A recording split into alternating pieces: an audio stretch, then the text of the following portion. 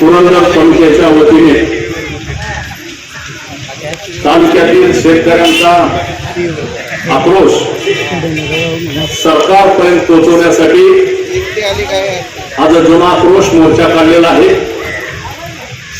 या मोर्चासाठी उपस्थित असलेले महाराष्ट्र विधिमंडळातील अतिशय तरुण तडफदार आणि सर्वसामान्यांचे प्रश्न मांडणारे भारतीय जनता पार्टीचे नेते गोपीचंदजी पडळकर, राज्याचे ओबीसी मोर्चाचे प्रदेशाध्यक्ष माजी आमदार योगेश अण्णा टिळेकर, आपल्या तालुक्याचे अध्यक्ष गंगारामजी जगदाळे, जिल्हा परिषदेचे माजी अध्यक्ष जालिंदरभाऊ पांटे, आपल्या जिल्ह्याचे संघटन सरचिटणीस ॲडव्होकेट धर्मेंद्रजी खांडे, गिरीश अप्पा जगताप, साकेत जगताप, सचिन नंबाते, किसान मोर्चाचे प्रदेशाचे उपाध्यक्ष गणेश काका जगताप, जाधवताई, सगळेताई, आमचे मार्गदर्शक पंडितदादा मोडक, आपल्या हवेलीचे अध्यक्ष धनंजय कामते, उपस्थित सर्वांची नावं गणेशराव आकारे, उपस्थित सर्व ॲडव्होकेट श्रीकांत आमाने, ॲडव्होकेट कोल्हे, मोठ्या संख्येने उपस्थित असलेले सर्व भारतीय जनता पार्टीचे कार्यकर्ते, पदाधिकारी, सर्व पत्रकार बंधू आणि पडळकर साहेब, मी गेली 25-30 वर्ष भारतीय जनता पार्टीचं काम करत असताना पुरंदर तालुक्यातला हा सगळ्यात मोठा मोर्चा म्हणावा लागेल। आणि मोर्चामध्ये इथं गाड्यावर आणलेला मोर्चा नाही, स्वयंस्फूर्तीने या ठिकाणी शेतकरी या मोर्चामध्ये सहभागी झालेले आहेत। शेतकऱ्यांसोबत आमच्या माता भगिनी सुद्धा उपस्थित आहेत। याचा अर्थ असा आहे की राज्यामध्ये 2.5 वर्ष काम करत असलेले हे आघाडी सरकार या तालुक्यातल्या शेतकऱ्यांना कशा कशा प्रकारे नागवता येईल ह्याचं एक नियोजन करते, अशा प्रकारची मानसिकता सर्वसामान्य शेतकऱ्याची झालेली आहे। आणि आता माझ्याबद्दलच्या वक्त्यांनी सांगितलं, मी राज्याच्या इतर प्रश्नावरती बोलणार नाही, परंतु शेतकऱ्यांचे जे प्रश्न आहेत, शेतकऱ्यांच्या ज्या अडचणी आहेत, त्याच्यावरती जर बोलायचं म्हणलं तर सगळ्यात प्रथम विषय जर असेल कुठला, तर या महाविकास आघाडी सरकारनं या राज्यामध्ये विजेच्या बाबतीत सुरू केलेला खेळ आहे। या राज्यातलं सरकार शेतकऱ्यांना पूर्णदाबाने वीज देत नाही, सातत्याने लोड शेडिंग पुढे करतं।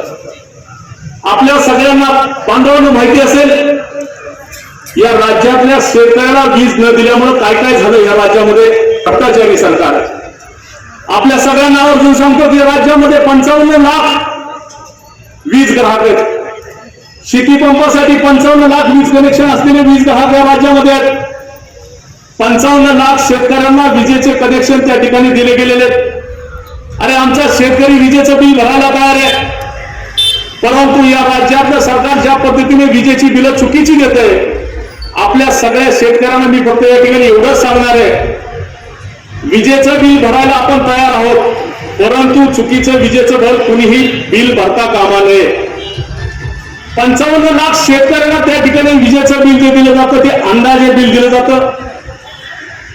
तुम्हाला सगळ्यांना कायदा नियम आपल्याला माहित असेल, जसं आता मला वाटतं गिरीशप्पांनी सांगितलं की या राज्यामध्ये पहिल्यांदा पडळकर साहेब, आम्ही आता ज्यावेळेस विद्युत वितरण कंपनीच्या विरोधात नोटीस दिली आणि राज्यामधल्या शेतकऱ्यांना देण्यात आलेली विजेची बिलं ही अंदाजे दिली होती।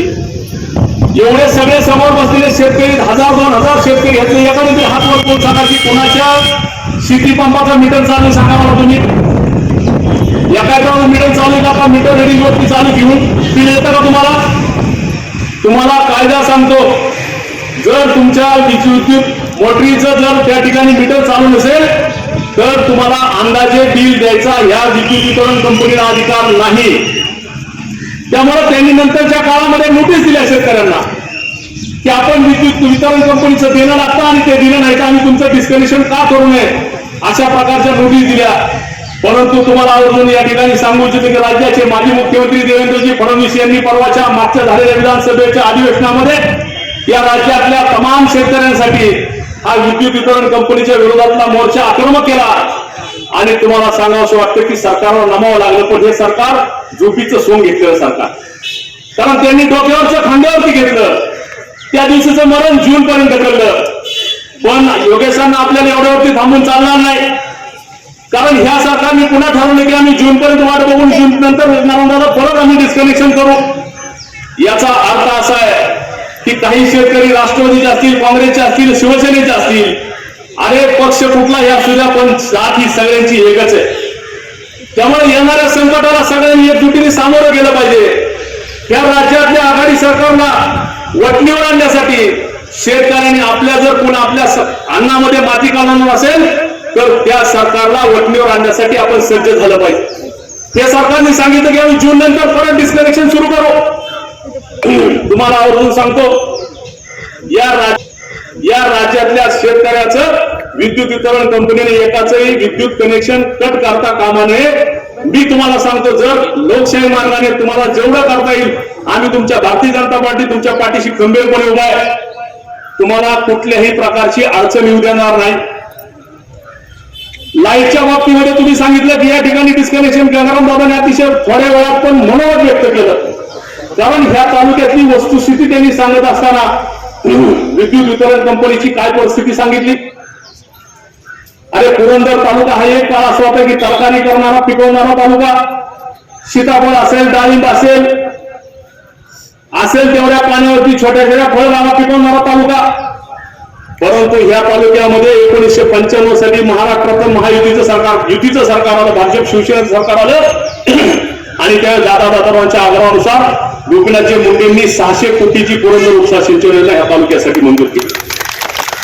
600 कोटी रुपयाची पुरंदर उपसा जल सिंचन योजना मंजूर केली. माझा या ठिकाणी सवाल असा आहे, अरे ज्यांच्या पाठीशी आपण वर्षानुवर्ष राहिले, या लोकसभा मतदारसंघाचे नेते, राज्याचे नेते, देशाचे नेते, त्यांनी आपल्यासाठी काय केलं हा या ठिकाणचा प्रश्न. अरे पुरंदरसाठी करण्याचं तर सोडा, बारामती जानाई शिरसाई नुसतं दर निवडणुकीला आता पुढच्या वेळेस आपलं जानाई शिरसाईचं पाणी येईल असं म्हणत जानाई शिरसाईच्या सगळ्या शेतकऱ्यांना हो वर्षावड्यात म्हणून काम केलं ह्यांनी. अशा पद्धतीने काम करणार हे बारामतीकरांचं नेतृत्व.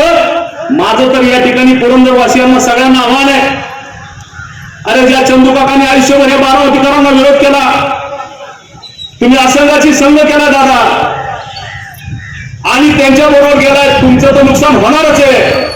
पण एवढंच सांगू इच्छितो की आमच्या पुरंदरवासियांचं नुकसान होऊ देऊ नका, एवढी तुम्हाला विनंती आहे. कारण या तालुक्यामध्ये आपण पाहिलं असेल 600 कोटीची ज्या उपसा सिंचन योजना दिली, कुठलं पाणी येणार याला, पुणे महानगरपालिकेचं त्या ठिकाणी सिवेज वॉटर येणार आहे. ज्यावेळेस योगेशांना पुणे महानगरपालिकेचं त्या ठिकाणचं पाणी येईल, त्यात तरतूद अशी की ते पाणी शुद्ध करून पुरंदरला दिलं जाईल. शुद्ध पाणी येतं का आता आहे तसं पाणी येतं, घटू नका म्हणून गटराचं म्हणा, आम्ही बी त्यात नदी राहतोय. त्यामुळे या ठिकाणी येणारं पाणी त्याचा तोटा असा झाला की इथले सगळे जलस्रोत आता खराब झालेले आहेत. तुम्ही कुठं बोरग्या विहिरीला पाणी पिण्यायोग्य राहिले का आता. त्यामुळे आमची मागणी आहे, पुरंदर उपसा सिंचनचं या ठिकाणचं वाढीव बिल आले ते त्वरित रद्द करा. मूळ रकमेवरतीच या ठिकाणी त्या ठिकाणी पाणीपट्टी वसूल करा. आवर्जून सांगावंच वाटतं, देवेंद्र फडणवीस, गोपीचंदजी 2019 पर्यंत आपलं सरकार होतं. अरे ज्या माणसाचं खरं तर नागपूर पासून पुरंदर पर्यंत 750 किलोमीटरचं अंतर आहे घरापासून दोघांच्या, परंतु राज्याचं नेतृत्व कसं असावं, सर्वसमावेशक असावं, सर्वसामान्यांचं दुःख समजणार असावं, अशा भावनेतनं देवेंद्रजी फडणवीसांनी त्या ठिकाणी पुरंदर उपसा सिंचनचं जे थकीत वीज बिल होतं, तर माझ्या माहितीप्रमाणे सचिन 70 लाख पहिल्यांदा आणि काका 40 लाख दुसऱ्यांदा, असं दादा जवळपास 1,10,00,000 रुपये टंचाई मधलं त्या ठिकाणी वीज बिल माफ केलं, देवेंद्र फडणवीसांनी माफ केलं. एवढ्यावरती हे थांबले नाही. पुरंदर उपसा सिंचनचा मुख्य अडथळा काय होता, तर पूर्वी लोड शेडिंग म्हणजे 8-8 तास या ठिकाणच्या ज्या केलला लाईट दिली जायची. म्हणजे आपल्या शेतकऱ्यांना सगळ्यांना माहिती आहे 8 तास लाईट दिली, मोटरी चालू झाल्या, मोटरीने पाणी 8 तास टाकलं, कॅनलमध्ये पाणी आलं, पाईपलाईन मधलं पाणी जिथपर्यंत जाईल तिथपर्यंत गेलं, पुन्हा 8 तासांनी मोटर बंद, राहिलेले परत 16 तास लाईटी बंद, पुन्हा जिथपर्यंत पाणी पोहोचतंय तिथपर्यंत पाणी पोहोचाय पुन्हा 2 तास. अशा पद्धतीने पुरंदर उपसा सिंचनचं पाणी तर यायचं, परंतु प्रत्यक्षपणानं ते शेतकऱ्यांना उपयुक्त होईल अशी परिस्थिती नव्हती. मग त्याच्यामध्ये खासबा म्हणून तरतूद देवेंद्रजींनी अशी केली की पुरंदर उपसा सिंचनच्या सगळ्या ज्या केलला एक्सप्रेस फिडरला जोडलं गेलं आणि त्याच्या माध्यमातून 24 तास लाईट देण्याचं काम झालं. त्यामुळं आमचं या ठिकाणी सांगणं आहे की खरं कोण आणि खोटं कोण याची कधीतरी आपण शहानिशा केली पाहिजे. आता मला वाटतं तालुका अध्यक्षांनी सांगितलं की आमच्या तालुक्यातल्या ऊसाची परिस्थिती अत्यंत भयानक आहे. बाहेरनं जर पाहिलं तर असं वाटत नाही पुरंदरमध्ये एवढा ऊस आहे, ऊसाचे एवढे हाल झाले असतील. परंतु आवर्जून सांगू इच्छितो, मला वाटतं सोमेश्वर सहकारी साखर कारखान्याला आपल्या पुरंदर तालुक्यातली जवळपास 8,500 सभासद, बरोबर ना? 8,500 सभासद पुरंदर तालुक्यातील सोमेश्वर साखर कारखान्याला आहेत. आणि ह्या पुरंदर उपसा सिंचन मध्ये जवळपास 5,000-5,500 मी माहिती घेतल्यानंतर असं समजलं की 5,000 ते 5,500 सभासद हे सोमेश्वर कारखान्याचे ऊस उत्पादक सभासद आहेत. आता जर आपण पाहिलं असेल की पुरंदर तालुक्यातला ऊस सगळ्यांचा गेला का? अतिरिक्त ऊसाचा प्रश्न राज्यात जसा गंभीर निर्माण झाला तसा या पुरंदर तालुक्यामध्ये सुद्धा अतिशय भयानक अशा प्रकारची परिस्थिती राज्यामध्ये निर्माण झाली, तशी पुरंदरमध्ये सुद्धा निर्माण झाली. या ठिकाणी पुरंदर तालुक्यातला ऊस नेत असताना दुजाभाव केला गेला. हा माझ्या पक्षाचा आहे का, हा विरोधातला का, हा कोणत्या पक्षाचा हे पाहिलं गेलं आणि नंतर उसाला तोड दिली. उसाला तोड दिल्यानंतर ती उशिरा दिली, त्याला कारखान्याला द्यावा लागला. त्यामुळं पटेल साहेब परवा दिवशी देवेंद्रजी फडणवीस साहेबांच्या आम्ही कामावर हा विषय घातला, त्याच्या संदर्भात आपण राज्यभर आंदोलन केलं. परंतु ह्याचा परिणाम असा आहे की आम्ही परवा गेवराईला गेलो. गेवराई तालुक्यातील हिंगणगाव म्हणून गाव आहे, तिथला नामदेव जाधव नावाचा 2.5 एकराचा शेतकरी आहे. 2.5 एकर शेती असलेला शेतकरी, त्याचा 1 एकर त्यातला ऊस होता. सावकाराकडनं त्यांनी कर्ज घेतलं, तर ऊसाची लागण करायची होती. वडील आजारी होते, वडिलांच्या उपचारासाठी कर्ज घेतलं आणि ऊसाच्या गेल्यानंतर ऊसाच्या बिलावरती त्यांनी सावकाराला वायदा केला. वायद्याप्रमाणे सावकार दारात चक्रा मारायला लागला. नामदेव जाधव नावाचा शेतकरी, 2 लहान लेकरं, एक मोठी मुलगी 5 वर्षाची, लहान लेकरं 2 वर्षाचं, राहणारं घर चंद्रमौळी, वरनं चंद्र दिसतो, सूर्याचा उजेड आत येतोय, ऊन आत येतोय, अशा प्रकारचं घर. 2.5 एकराचा शेतकरी त्या ठिकाणी नामदेव जाधव सारख्या शेतकऱ्याने सावकाराचं कर्ज घेऊन वडिलांवरती उपचार केला. एवढं करत असताना ते दिलेलं कर्ज, घेतलेलं कर्ज सावकाराकडनं परतफेड करता येणार नाही, अशा प्रकारची परिस्थिती निर्माण झाल्यानंतर लहान लेकरांच्या त्या ठिकाणी डोक्यावरून हात फिरवला. बायकोला सांगितलं माझं संध्याकाळी येणं खरं नाही. ज्यावेळेस सांगितलं त्यावेळेस नामदेव जाधवच्या घरी समजलं नाही.